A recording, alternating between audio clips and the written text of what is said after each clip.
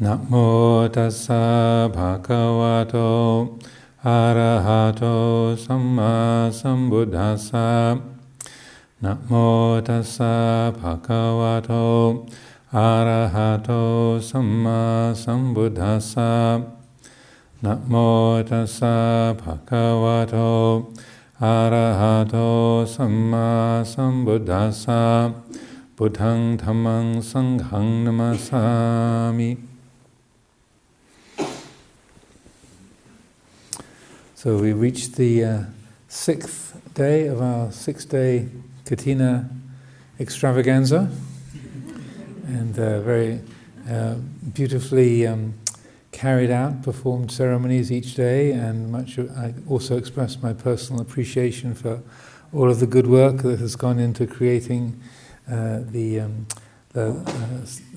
flower offerings and the arrangements for the community, people taking care of the kitchen, making sure all our stomachs are well filled each day, and so much appreciation of all of the great effort and kindness, generosity that's gone into bringing together a series of festivals like this. I've never been in a 6-day long ceremony before. Sadhu, it's good. It's good. I've been taking notes, mental notes, that how it all works can work in a very beautiful and harmonious and comfortable way. Also, yesterday, having been the 80th birthday of Luang Por Liam, was an added bonus. The main ceremonies were at his the monastery at Kokjan, which he's been developing near his home village in northeast Thailand for quite a number of years. But we were also celebrating his reaching 80 years here at Abhayagiri, and as Ajahn Yannika was mentioning last night, he read out a piece that Luang Por Liam had written when he was here at Abhayagiri, and had written a lot about the quality of gratitude, katanyu and katavedi. In English, it's katanyuta is gratitude. Katavedi is the natural response of wanting to do something in return. It's not so much a debt, but it's more like a response of having received some blessing or some wonderful gift, some being grateful for how things have been. It's the natural outpouring of the heart to want to do something in response to that. So not quite a debt, but a natural responsivity. So thinking about gratitude and contemplating that, a partner to gratitude is the quality of forgiveness. And the Thai people who are gathered here today and have been coming here for many years will know that when you see the name Abhayagiri written in Thai, what Abhayagiri, Abhay, forgive my bad pronunciation, in Thai language that means forgiveness. So right from the get-go, when Luang Por Pasanno and I were here way back when Thai people came to visit, sometimes they'd say, "Why is it called Forgiveness Mountain? You know, what have you done that needs forgiving?" And we say, no, it means fearless. Bhaya is fear, Abhaya means without fear. So the intention was to have the name Fearless Mountain. But as is the way of things, that being misunderstood to mean forgiveness is a good misunderstanding. Kajai. It's like not the intended meaning, but it's a good meaning anyway. And I feel that gratitude and forgiveness, they go together. Gratitude is the natural response for receiving blessings and say the good fortune and things going well and being blessed with opportunities. And forgiveness is its partner is where you've been carrying around a negative feeling towards somebody or to some institution, carrying around a grudge. In Pali, this is called patika. A grudge, you have a negative feeling, you have a resentment, or you've been hurt by somebody, or in your family, or when you were a child, or growing up, or in the workplace, or by what the government has been doing, or some other beings in the world. So forgiveness is very much a part of our tradition and practice, along with the cultivation of gratitude that Luang Por Liam wrote so much about, so eloquently and helpfully. So forgiveness is also very much a part of our way of life. And I think when we think of Buddhist practice, we might think of keeping the sila, or practicing meditation, practicing generosity, being one who offers gifts and support for others. But forgiveness is a very important part. It's a kind of quiet member of the essential group of Buddhist qualities. Whenever we are leaving, so that this morning, is it Dave? Yeah, Dave, who been living here for a couple of years. He was going off to help look after his mother. So he had a little ceremony of asking for forgiveness from Luang Por Pasanno and the Sangha. And this is how we part company. So when I'm planning to leave to go back to England on leave here on the 10th, fly back to England on the 11th. So when I depart, then I'll be asking for forgiveness from Luang Por and the Sangha here. They'll probably ask forgiveness from me. So it's a little ceremony that we do, ko apai, to clear the slate and to let go of any kind of grudges, any kind of negativity. And I feel this is not a small part of our practice, because it's so easy. And again, I'm not reading anybody's mind, I don't have those abilities, but it's very easy for us to carry people around who've hurt our feelings 10 years ago, 20 years ago, 30, 40, 50, 60, 70 years ago. We can carry people around for decades, years and years. Somebody who was cruel to us, somebody who hurt us, somebody who damaged us, somebody who took advantage of us, and that by the time we get to being 50, 60, 70 years old, we can be carrying a lot of people. And so to forgive is to let go, is to recognize as human beings we make mistakes, and that even though you might have been hurt or you've been injured or damaged by someone or some institution in an emotional way or a physical way even, it doesn't mean that you're glad that injury happened, that hurt happened, but you're ready to not carry it around. You're ready to not keep that aversion, that klot, that anger, that dosa in your heart.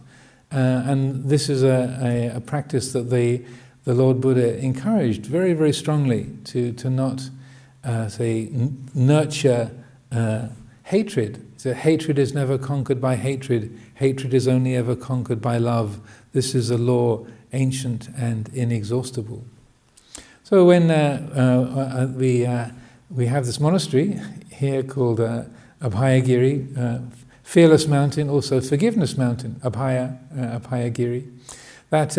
is a good reminder for us to notice when we are carrying other people around, we're carrying those negative feelings. May all beings be happy except him. Never forgive. You know, that's what we can do. Sometimes when you're teaching loving kindness meditation, may all beings be happy except that one and that one. And we carry these people around like a stone in our shoe. That's a painful presence. So the Buddha's encouragement is to recognize that painful feeling and to forgive, to let go. And this is also called abhayadana. The other day I was talking about keeping the 5 precepts is a way of practicing abhayadana, giving of fearlessness. So similarly, abhayadana, giving of abhay, of fearlessness, is giving of offering forgiveness. The word give is there in the middle of forgiveness. That's not an accident. That the English word forgive is representing a kind of giving. You're giving space to people to be imperfect. You know, the people that are not all arahants, they're not always guided by sila, samadhi and panya. They're not always guided by kindness and generosity and wisdom. People are often guided by greed, hatred, delusion, by force of habit. Sometimes they're doing things out of a sense of duty. They feel they're doing the right thing, but it's harmful to you anyway. I'm doing this for your own good. Often, when I was a child, that was, this is hurting me more than it's hurting you. Often what the teachers would say before they hit you. So, again, I don't know if any of you have been school teachers, but so sometimes out of a sense of duty, people do things that have harmed us, that have hurt us, and that we can carry that around. So I feel it's very helpful to notice, who are we carrying around? Who have hurt our feelings? Who have say, betrayed us or wounded us or done things that are say, hurtful to those that we love? And again, we're not trying to pretend that we like that or we think it's good, but this is the way the world is, and that more hatred will not make things better. More negativity will not make things better. This is why when we chant the sharing of blessings, may all beings, friendly, indifferent or hostile, may the highest gods and evil forces, may all beings receive the blessings of my life. You share your good karma with those who wish you harm. Not because you're glad that they do that, but because more hatred is only going to make things worse. So the capacity to forgive is a wonderful ability that we have as human beings. We don't have to carry each other around. We don't have to nurse that negativity, that gloat, that wrath. Or in a famous Scottish poem, where it's the image of a woman waiting for her drunk husband to come home, standing by the door with a rolling pin. It says, nursing her wrath to keep it warm. Nursing her wrath, her gloat, looking after her wrath to keep it warm, waiting for him to come home. I'm not going to cool down, I'm going to stay angry, so I'm going to really give him a whack when he gets in. Nursing her wrath to keep it warm. Forgive my bad Scottish accent. Any Scots who are here will think, it's Robbie Burns. So when we say we carry out these ceremonies of asking for forgiveness, then we say, by body, speech or mind, by any of the three doors, if I have said or done anything that has been hurtful to you, I ask you to forgive me. And then the elder, just like Luang Por did with Dave, saying farewell this morning, and then the elder says, I forgive you and please forgive me also. So that you, even if you are, say, a senior person or someone who's a teacher or in a kind of high-ranking position, like you're the parent or the grandparent or the elder Ajahn, you still don't assume that you can't do anything wrong. You assume that even with the best of intentions, we've said something, we've done something which has been annoying or upsetting or difficult for the people around us. We might not know that, but as an Ajahn, you say, please forgive me also. We might not be aware that the way that we've spoken or the way that we've acted or some job we've asked the person to do has been difficult or painful. So we say, please forgive me also. And then the person who's taking leave, they say, I forgive you. Kamami Bante. And so, just like Luang Por was saying about, we can take the refuges and precepts in a mindless way. We can go through the asking for forgiveness ceremony in a mindless, an unattentive way, a mindless way with maimi sati, with kind of our mouth is saying mayang bante, and our thoughts are off somewhere else altogether. But it's important. These ceremonies, they have power, they have value if we are paying attention. If we mean it, then they work. If we don't mean it, they don't work. It's like a tool. It's like if you want to chop the carrots and you've got a knife, you actually have to pick up the knife and apply the knife to the carrots. Otherwise, the carrots won't get chopped. It's applying that tool. And when we apply that and we say, well, that was painful, that my sister or my father hurt my feelings, or my boss or my school teacher or the people in the government, or someone in my family, my partner, my wife, my husband. They cause this hurt, this pain, but I acknowledge that is painful, but I forgive them. I'm not going to carry that person around. I'm not glad that happened. I've still got the scars, maybe, but I'm not going to carry that around. I'm not going to nurse that wrath, that hatred, that aversion. And then we find a peacefulness, an ease within us. One of the practices I like to teach when I've done retreats on dying and death, and I think the COVID pandemic has made the Marananusati much more alive, no pun intended. They're much more real, much more tangible. The contemplation of death. There's so many people that we know or close to us who have caught the illness and died from the illness. And the danger of the illness, people sitting out in the breezeway rather than all gathered together. We're all socially distanced rather than sitting close together because of that, the danger of of COVID illness. So that has been a stronger presence in our life. But so we don't know when we're going to die. We don't know if we're going to catch the disease. None of us know. And but I feel in this situation, the Buddha's teaching is even more important than usual, because it gives us perfect tools to deal with that, to recollect that death is not somewhere over the other side of the hill, but it's close by, it's near, and so pay attention. So one of the practices I like to teach when I'm leading retreats on dying and death is what I call a death rehearsal. It's a kind of death contemplation. So it only works if you're not the one ringing the bell. So I would say to everyone, okay, now we're going to sit together and we'll sit for maybe half an hour, maybe 45 minutes, maybe an hour. And when the bell goes, that's the last moment of your life. And so we've now got half an hour, maybe 40 minutes, maybe an hour left to live. So I kind of set that as the picture. And often have people lying down on mats individually in the hall so they can more easily imitate the lying on a deathbed. So you've just got that period of time left in your life. And when the bell goes, that's the last breath. And you've got the time it takes for the sound to fade out to be ready. So there are four things I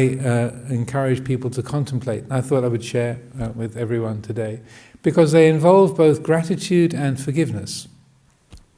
in this respect. So the first one to bring to mind is to recollect the people that you're grateful for, the people who've helped you, your parents, your teachers, or even like in Luang Por Liam's piece that he wrote for us, said the difficult situations that we learned from, that we're grateful for. So first of all, to recollect the people and the events of your life that you feel katanyu, that sense of katanyuta, of gratitude, that you're really appreciative. So the first recollection is to cultivate that quality of gratitude, how much your parents helped you, how your mother was always there to lend a hand, how the people cared so much for you, that one school teacher who really looked out for you, and that you say, yes, she was so good, she was so helpful, she saved my life. So to consciously recollect the people that you feel have gratitude for, and the particular events. So first one is consciously cultivating gratitude.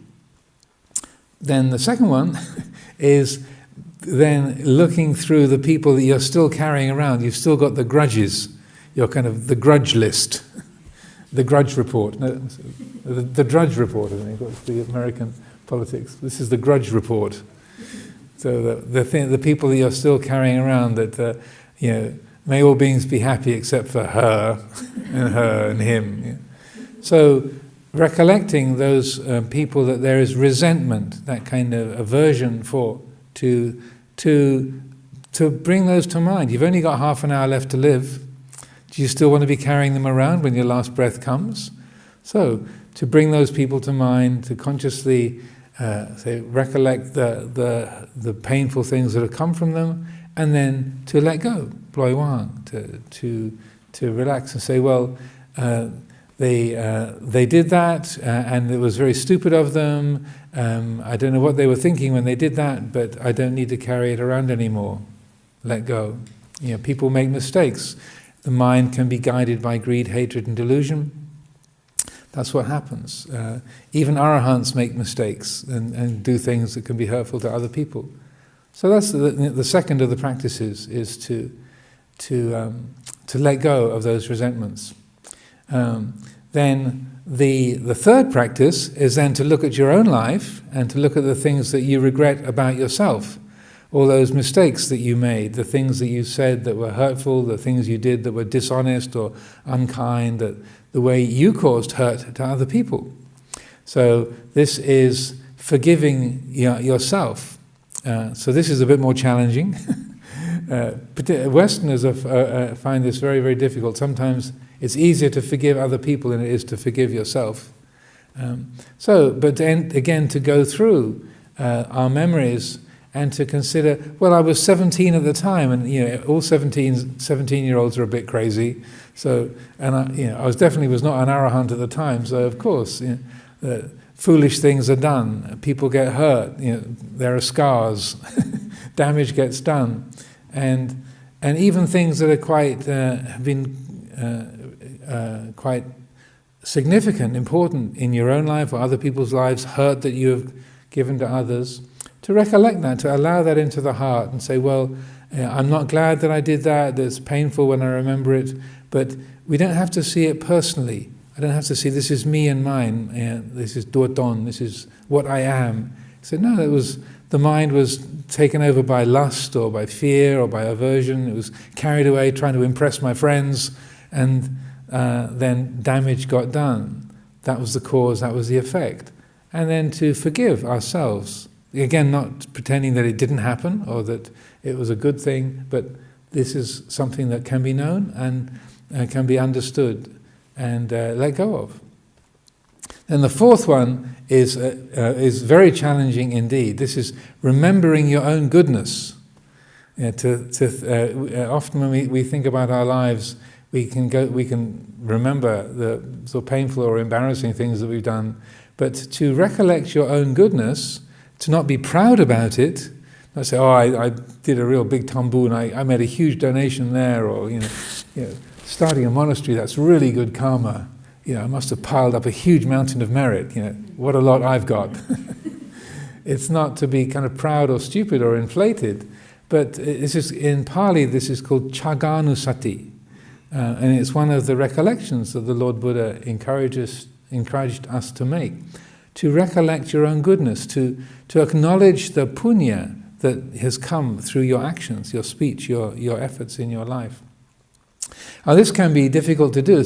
particularly as Westerners, our conditioning from the sort of Judeo-Christian upbringing in this environment is you should never be proud or sort of pleased with yourself or think I've done a wonderful thing. When it's conceited, you're being proud, you're being inflated. That's harmful, that's obstructive. You shouldn't think that way. But the Lord Buddha encouraged us to recollect that goodness, not to build up a sense of atta, a self, I and me and mine around it, but to recognize this was a beautiful thing that you did. This was, that was noble, it was helpful. Real beings were really helped by you having done that. Yes, good, sadhu, sadhu. And as I said, this can be a difficult practice to carry out. But sometimes it's easier, say, if I was Ajahn Yaniko and I was trying to recollect my goodness, if you say, well, if Ajahn Yaniko was my friend, I would be very happy to praise him. I'm putting myself into his shoes, as it were. So if he was my friend, it'd be very easy to praise him. Oh, how wonderful, how helpful, how good, what a marvelous thing. If it's ourselves, we think, oh no, it was nothing. It wasn't anything special. Well, I was just trying to impress people, and it wasn't. It was no big thing. And we put ourselves down very easily. But if it was our friend who had helped out in that way, been kind, been generous, been always available to help others, we'd be, oh, sadhu, sadhu, how good, how wonderful, how marvelous. So, to recollect your own goodness, to bring that to mind. So that, but again, to recollect your own goodness and to not build a self around it, to let go of that as well. This is good, this is beautiful, let go of that as well. So that in that little practice of this death rehearsal, recollecting things that we feel grateful for and glad about, things that we are painful and that need forgiveness, and whether it's to do with gratitude or forgiveness, bloi wang, we let go. We're not building a self around that. When the Buddha was giving advice to his relative Mahanama was the ruler of the Sakyans, and he was sometimes called to the bedside of people who were dying, and he asked the Lord Buddha, I said, sometimes I'm called to the deathbed of people, and I'm asked to give advice. What should I say to them? And then the Buddha gave a series of pieces of advice, saying, well, if someone asks someone as they're dying, if they still attached to their home or their family or their business, and if they are, they encourage them to let go of anxiety about the home, the family, the business. Then he went on to say, if they can let go of their attachment to the family, the home, the business, and so on, the children and parents, to then aim the attention at being born into one of the heavenly realms, the heaven of the four great kings, or the Tavatimsa heaven, Tusita heaven, even the Brahma world. And then saying each time, well, why settle for the Tavatimsa heaven? Why not aim for the Tusita heaven? Why settle for the Tusita heaven? Why not aim for the Brahma Loka? And so on. And then he says this really interesting thing. He said, rather than then, if they say their mind is fixed on being reborn in the Brahma Loka, say, why not, instead of being born in the Brahma Loka, why not let go of the impulse, the initiative to be born at all? Better instead to focus the attention on Sakaya Nirodha, the cessation of identity, bloi mort, to let go of everything, to not be intent on being born again at all. And then the Buddha makes the comment, if someone lets go of everything in that way, if they fix their mind on Sakaya Nirodha, that cessation of identity, then the mind of that person, as they die, there's no difference between their state of liberation and that of a monk who's been an arahant for 100 years. So it's one of the very few places where the Buddha speaks about a layperson being an arahant. So very few places in the Tripitaka. But I feel this is very good advice for us. That we have a Kathina day, it's a festival day, it's a joyful time, and I don't expect any of us are going to die today, just in case we do. None of us know. None of us know what the future holds. So I would encourage to take this occasion to take to heart these four recollections, forgiving the wrongs of others, feeling grateful for the blessings from others, forgiving our own wrongdoings, and celebrating our own blessings, the good things that we have done, and then letting go of all of it. When that last breath comes, if this is our last day, to not be carrying anything around, to not be owning anything, to be ready to establish the heart in complete peacefulness. The Buddha said that Nibbana is a place of akinchanang anadanang, a place of no thingness, a place of non-possession, where the heart does not own anything. It's not lacking anything. It is unburdened, unlimited. And when the heart is unburdened, unlimited in this way, then we realize that the heart, we identify with our body, with our personality, our name, our story, but when there is that letting go of everything, then there's the recognition that the citta, the heart, the mind, isn't a person. The mind knows the person, the feelings of the body and thoughts and perceptions arising and passing away, but that which knows the person isn't a person. The citta is Dhamma, it's not a person. Chit ben tham, mai ben kon.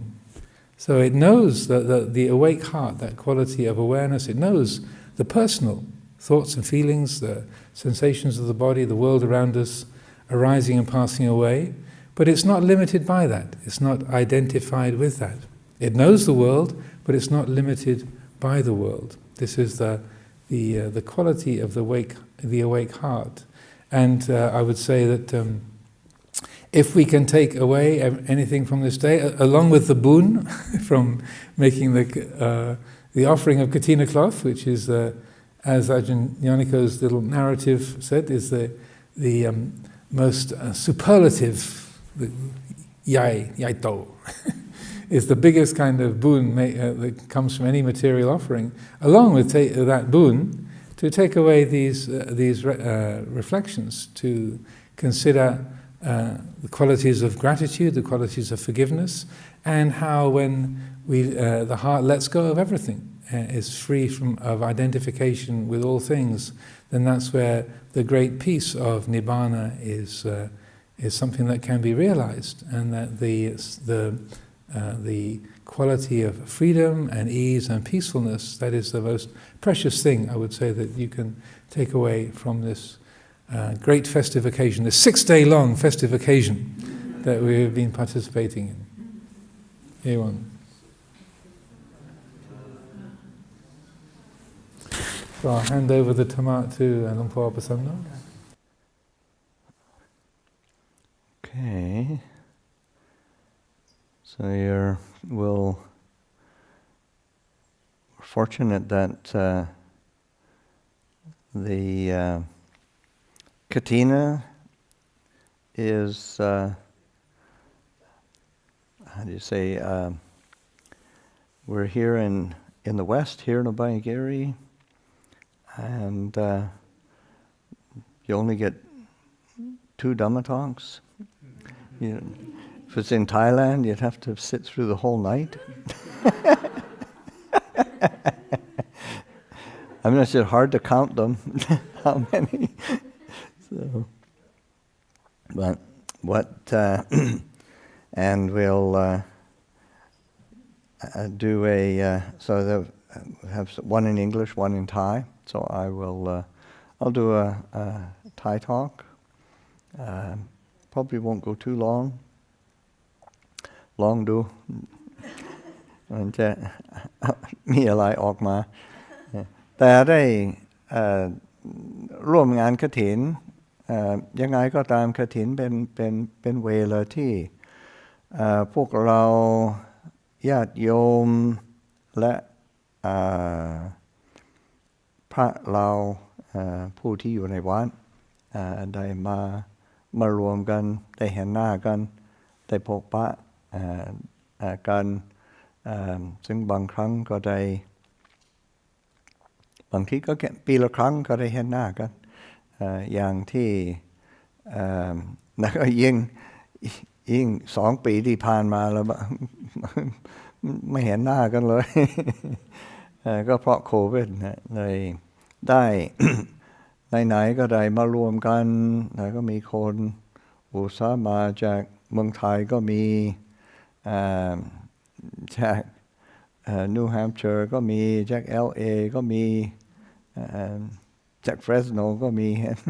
เห็นชาวเฟรสโนมาเลยได้มาร่วมกันก็เพื่ออะไรคือถ้าพูดในแง่นึงก็เพื่อถวายผ้ากฐินแต่ผ้ากฐินก็เป็นวัตถุสิ่งที่สำคัญคือเราได้เอาใจของเรามาร่วมกันได้น้อมระลึกถึงสิ่งที่เป็นที่พึ่งของเราสิ่งที่เป็นสารณะของเราสิ่งที่เราจะเข้าใกล้พระพุทธเข้าใกล้พระธรรมเข้าใกล้พระสงฆ์คือในแง่หนึ่งเราก็พูดเราคิดในลักษณะว่ามันก็เป็นพื้นฐานมันก็เป็นอนุบาล แต่คิดอีกแง่หนึ่งมันก็เป็นเป้าหมายของเราอย่างนึกถึงเวลาอ่านประวัติของหลวงปู่มั่นหลวงปู่มั่นแกเป็นพระกรรมฐานที่คือความตั้งใจสูงความกล้าหาญก็สูงความขยันก็หาเทียบได้ยากแต่เราก็ดูลักษณะของท่านก็เป็นนิสัยก็ดุหน่อยแต่พอถึงเวลาที่ท่านก็ได้บากบั่นต่อสู้เพื่อบรรลุธรรมะแต่ในเมื่อท่านได้บรรลุธรรมะได้ถอยออกจากความโลภความโกรธความหลงทั้งหมดนะท่านทำอะไรท่านกราบแล้วกราบอีกกราบพระพุทธกราบพระธรรมกราบพระสงฆ์กราบแล้วกราบอีกก็ไม่รู้กี่ครั้งกี่หนเพราะความรู้สึกซึ้งในจิตใจก็อย่างอาจารย์นะมันก็ความกตัญญูได้รู้สึกว่าเราได้รับสิ่งที่เป็นคือมีคุณค่าที่หาประมาณไม่ได้มาก็จิตใจได้กราบท่านได้กราบลงเรานึกถึงอีกครั้งหนึ่งนะได้หลวงพ่อชาท่านได้พูดกับอาจารย์ชัยท่านได้บอกกับอาจารย์ชัยถ้าพูดในหลักษณะคือถ้าหากว่าได้ระลึกถึงคุณของพระพุทธพระธรรมพระสงฆ์จริงๆได้น้อมเข้ามาจริงๆจะกราบแล้วน้ำตาไม่ไหลไม่มีนะคือมันต้องมีความซึ้งในจิตใจเลยมันก็เป็นเรื่องที่น่าคิดเพราะว่าเรามีโอกาสได้สัมผัสพระพุทธพระธรรมพระสงฆ์ได้สัมผัสแนวทางได้สัมผัสสถานที่เราได้ถึงอยู่ในเมืองนอกแต่มันก็พุทธศาสนาไม่ได้อยู่ที่นอกที่ในมันอยู่ที่ไหนที่เราได้เอาธรรมะของพระพุทธเจ้ามาใส่ไว้ในจิตใจของเราพระพุทธศาสนาอยู่ตรงนั้นเลยได้เราก็มีความซึ้งใจกตัญญูก็น่าคิดแล้วยิ่งโดยเฉพาะในช่วงเวลาที่ผ่านงานกฐินทำอย่างที่รู้กันก็นี่วันที่6ก็ได้ทำขึ้นมาญาติโยมก็มาทุกวันแล้วก็เขาก็มีความตั้งใจกันก็เพราะเป็นอันนี้รู้สึกว่าเป็นอานิสงส์ของโควิดเพราะว่าคือโดยปกติเราก็ทำกันมันก็เป็นประเพณีถึงเวลาก็จะจัดงานกฐินเราตั้งแต่เราสร้างวัดนภัยคีรีได้ก็ตั้งไม่นานมันคนมาร่วมงานกฐินเยอะเลยเป็นร้อยคนแต่เวลาคนมาร่วมกันร้อยคนมันก็มีความประทับใจอย่างหนึ่งแต่มันก็ยากที่จะได้สัมพันธ์กันจริง ได้คนมาเยอะเห็นคนเยอะแต่คุยกับคนน้อย เพราะว่ามันไม่มีเวลาแต่ที่เราได้มาทำอย่าง6 วันแต่ละวันก็เป็นชุดของญาติโยมประมาณสัก30 คน30 กว่าคนเราเขาได้เข้ามาได้ทำบุญได้รับศีลได้ฟังธรรมได้คุยธรรมะก็ออกไปอีกวันหนึ่งก็อีกชุดหนึ่งอีกวันหนึ่งก็อีกชุดหนึ่งมันก็น่าอิ่มใจคนได้ถึงเหนื่อยหน่อยแต่รู้สึกว่าได้ประโยชน์เยอะนะเป็นสิ่งที่น่ามีความกตัญญูเพราะว่าเรามีความกตัญญูกับญาติโยมที่ได้แสดงออกถึงศรัทธาและความเลื่อมใสแล้วก็ญาติก็คงจะมีความกตัญญูเช่นเดียวกันในลักษณะที่ได้รับกำลังใจในการทำตัวเป็นชาวพุทธที่มีหอหน่อยนะ ได้ก็เป็นเรื่องที่น่าสนใจแต่ในการคือแต่ละวันอย่างรู้สึกวัน2 วันได้ถึงสิ่งที่เป็นมงคลอย่างเมื่อวานแน่นอนก็พูดถึงรู้สึกว่าวันก่อนก็พูดถึงเช่นเดียวกันเพราะว่าเราสวดพระผลิตก็มีสิ่งที่ก็ได้สวดมงคลสูตรมันก็แล้วก็เล่าถึงหรือกล่าวถึงสิ่งที่เป็นมงคลสิ่งที่นำความเจริญให้เกิดขึ้นซึ่งก็เป็นเริ่มต้นจากพื้นฐานของการดำเนินชีวิตจนถึงเป็นพระอรหันต์หมดจดจากกิเลสแต่ในลักษณะการปฏิบัติก็มีอย่างบทหนึ่งที่นึกถึงวันนี้ก็ขันติจะโสวชาสดาสมนานันจะทัสนังคาเลนะธรรมสาวนังเอตมังคลมุตตมังคือการมีขันติซึ่ง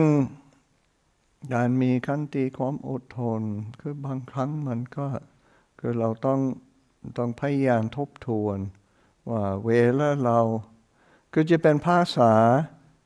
ไทยก็ดีเป็นภาษาอังกฤษก็ดีใช้คำศัพท์ว่าขันติส่วนมากคนเขียนในลักษณะว่าคือ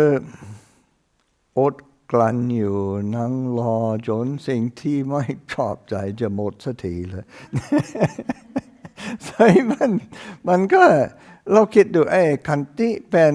ป็นบารมีเป็นสิ่งที่เป็นคุณธรรมที่ทำให้จิตใจของเราข้ามจากกิเลสไปถึงความบริสุทธิ์ข้ามจากความวุ่นวายไปสู่ความสงบข้ามจากวัฏสงสารไปหาพระนิพพานข้ามจากความทุกข์ไปหาความสุขเนี่ยก็มันเป็นคุณธรรมที่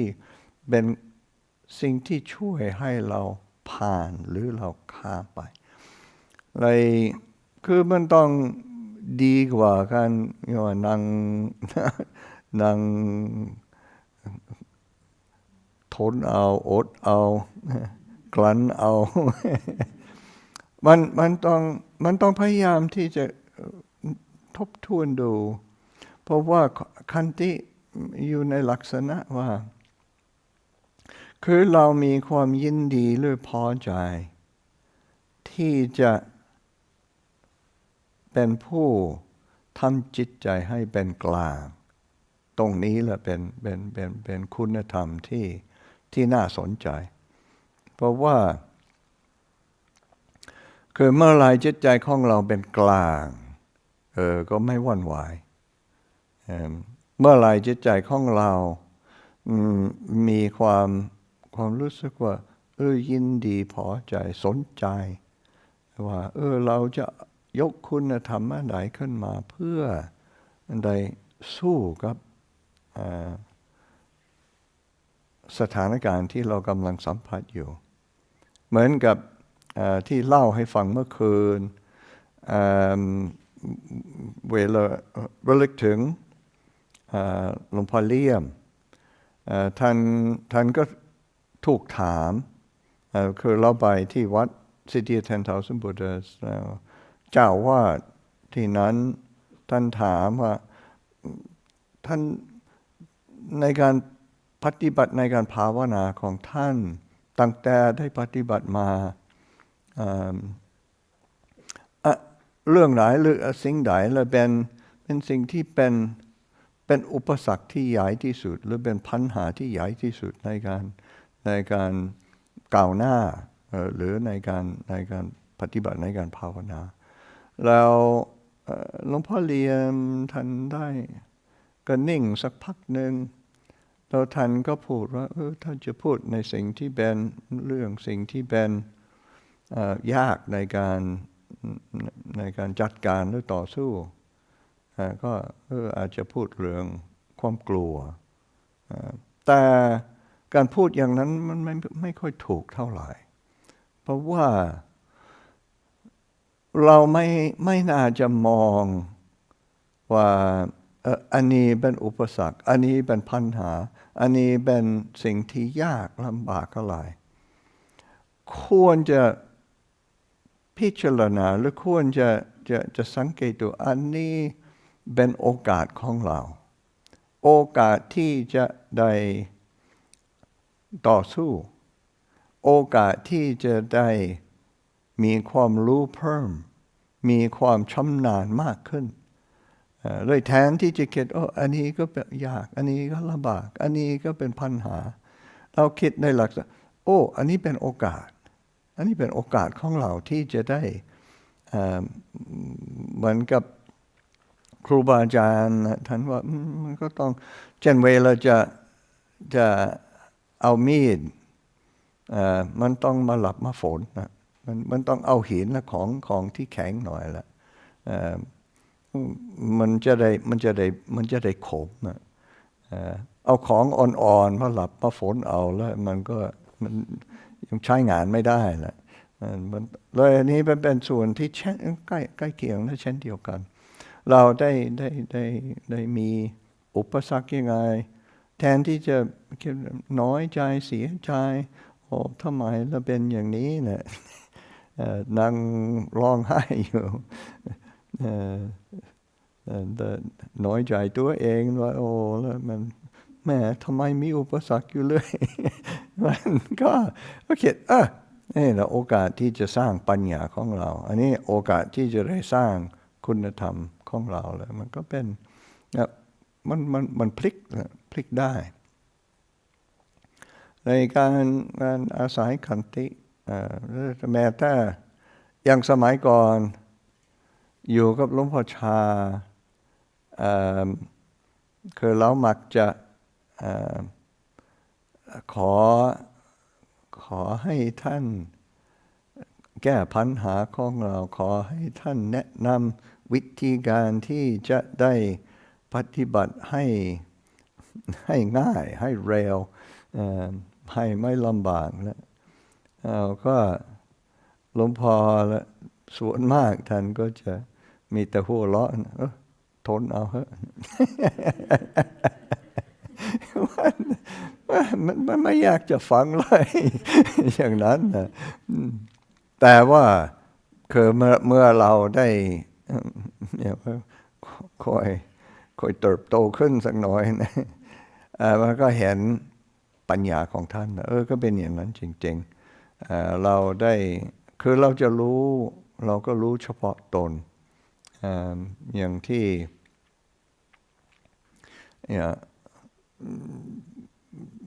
เวลาเราสวดระลึกถึงธรรมะของพระพุทธเจ้า ก็มันก็เป็นคือเป็นปัจจตังก็รู้เฉพาะตนก็เป็นสิ่งที่เราต้องเข้าใจในตัวเราแล้วอันนี้เป็นโอกาสของเราจะเป็นโอกาสที่เช่นเราก็รู้เฉพาะตนก็จริงแต่ว่าเราก็ต้องอาศัยกัลยาณมิตรเพื่อนในธรรมะแล้วก็อาศัยผู้นำหรือผู้ที่เป็นแบบอย่างที่ให้กำลังใจเราให้แนวทางให้เราเหมือนกับที่อาตมาทบทวนบทสวดสมณานันชตาสนังกันเห็นสมณะเห็นผู้ที่ปฏิบัติ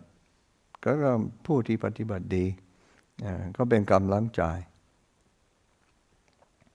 เหมือนกับวันก่อนกำลังฟังธรรมะของก็เป็นอาจารย์ในสายทิเบตเขาเล่าถึงสมัยที่เขา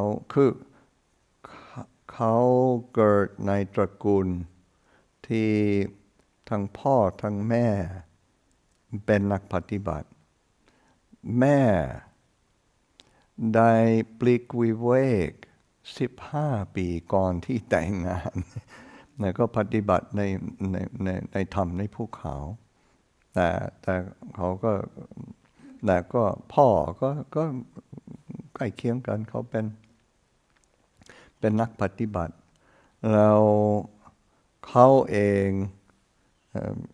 คนนี้เขาเป็นคนที่เคยเกิดเป็นนักบวชนักปฏิบัติมาก่อนแล้วก็มาเกิดอีกแต่เขาอายุ3 ขวบหรือ4 ขวบนะเขาเล่าให้ฟังเป็นสิ่งที่ทำให้เขาเกิดความซาบซึ้งในการมันก็มอบกายถวายชีวิตให้พระพุทธเจ้าเขายังเด็กเล็ก3 ขวบ 4 ขวบเพราะเขาเห็นผู้นำคือในทิเบตเขาองค์ทาลัยลามะเป็นผู้นำของนิกายหนึ่งแต่ก็มีอีกนิกายหนึ่งผู้นำเขาชื่อว่าข้อมาปะเขาก็เป็นมันก็เป็นตำแหน่งแล้วเขาก็เป็นแล้วเขาก็ไปเยี่ยมที่เขาอยู่เขาว่าสมัยนั้นนะเขาเกิดที่ประเทศอินเดียแต่เกิดในที่เป็นศูนย์อพยพ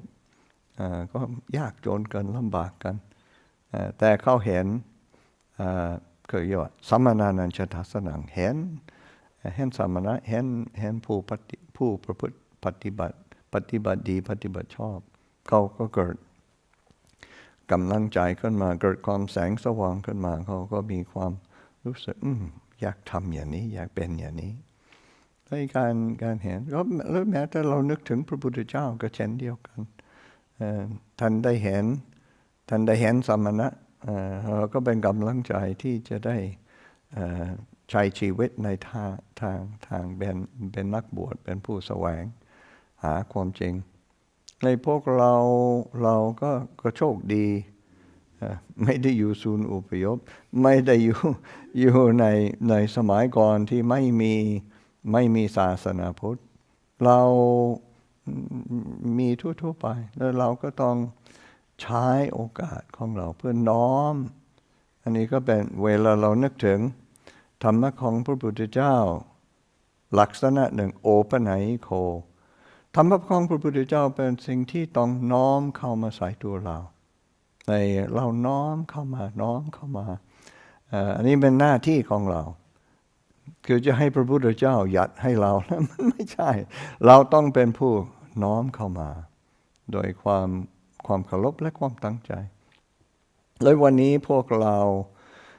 ได้อุตส่าห์มากันได้มาทำกฐินกันได้ทำบุญกันก็เป็นสิ่งที่น่าภาคภูมิใจน่าอิ่มใจก็ขออนุโมทนาทุกท่านและขอให้ได้คือบุญกุศลที่ได้ทำขอให้ได้เป็นปรวปัจจัยเพื่อความก้าวหน้าในธรรมะคำสั่งสอนของพระพุทธเจ้าเพื่อได้